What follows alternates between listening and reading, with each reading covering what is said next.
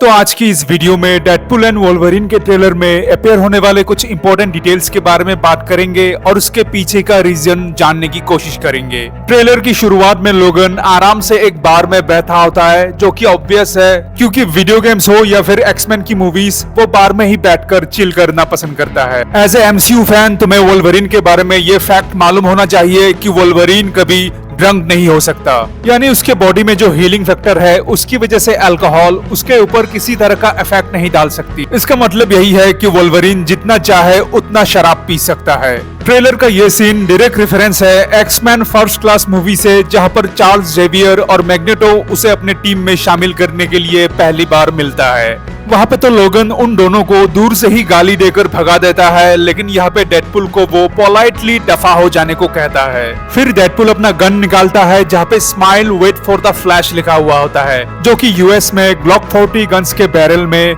S humour print किया जाता है। अब यहाँ पे ध्यान देने वाली बात यह है कि जब वोल्वरिन अपने क्लॉस को निकालने की कोशिश करता है तो वो पूरी तरीके से नहीं निकलता। याद रखना, एडमेंटियम जिस तरह से लोगन को हील कर सकता है, ठीक वैसे ही उसकी नसों में जहर का भी काम करता है। यानी वोल्वरिन की एज जितनी बढ़ेगी उतनी ही स्पीड से एडमेंटियम का साइड इफेक्ट भी उसकी बॉडी में देखने को मिलेगा।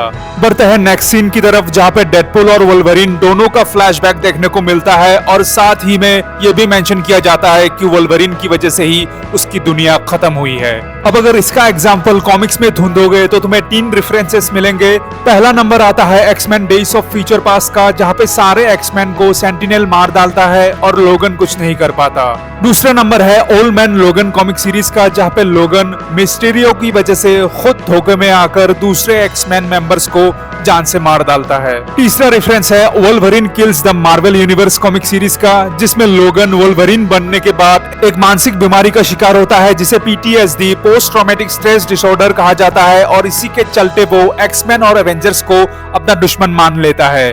फिर एक के बाद एक सभी को इंक्लूडिंग डेडपुल को भी वो बेरहमी से मार डालता है। अब इन 3 रेफरेंसेस में से कौन सा मूवी में एप्लीकेबल होगा ये तो पिक्चर रिलीज होने के बाद ही पता चलेगा। इसके बाद नेक्स्ट सीन में वोल्वरिन जो सूट पहनकर अपीयर होता है, इसी को ओरिजिनल कहा जा सकता है क्योंकि यही सेम सूट पहनकर वोल्वरिन पहली बार कॉमिक्स में अपीयर हुआ था, जिसे 1962 में पब्लिश किया गया था। यहाँ पे मूवी का मेन विलेन कैसेंड्रा नोवा को भी देखा जा सकता है, जो की ओरिजिनली चार्ल्स जेवियर की ट्विन सिस्टर है। कैसेंड्रा में भी सेम साइकिक एबिलिटीज मौजूद है जो प्रोफेसर एक्स ऑन करता है। मेरे ख्याल से वोल्वरिन और डेडपुल के बीच जो फाइट सीन देखने को मिल रहा है ये भी कैसेंड्रा का ही किया जा रहा है। चूंकि कैसेंड्रा माइंड कंट्रोल कर सकती है तो उसी ने इन दोनों को आपस में लड़वाया होगा। एंटमैन का जाइंट सूट भी देखने को मिलता है जिसको कैसेंड्रा ने अपना बेस बना लिया है। अगर कॉमिक्स से इसका कोई कनेक्शन है तो ये वाला सूट स्कॉट लैंग का नहीं बल्कि हैंक पीम का है, जिसे ओल्ड मैन लोगन कॉमिक सीरीज में रेड स्कल ने मार डाला था।